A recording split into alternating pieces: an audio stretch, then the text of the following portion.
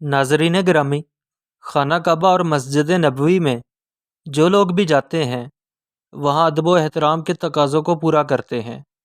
خاص طور پر روضہ رسول پہ حاضری کے وقت تو ہر کوئی خاموشی اور ادب و احترام کا بہت زیادہ خیال رکھتا ہے کہ کہیں ہم سے اس مقدس جگہ پہ کوئی بے ادبی نہ ہو جائے۔ ناظرین گرامی، ہمارے نبی کی شان ایسی ہے کہ ان کے روضہ پہ پرندے اور جانور بھی ادب و احترام کا مظاہرہ کرتے ہیں۔ ایک ایسی ہی ویڈیو ملاحظہ کیجیے۔ ان پرندوں کو دیکھیے جو روضہ رسول کے سامنے مسجد کے گنبد پر بیٹھے ہوئے ہیں، اور ہزاروں کی تعداد میں یہ پرندے ہیں۔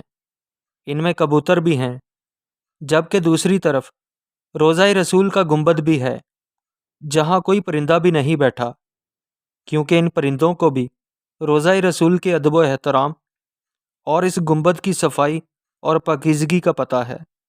انہیں پتہ ہے کہ کہاں بیٹھنا ہے اور کہاں نہیں بیٹھنا۔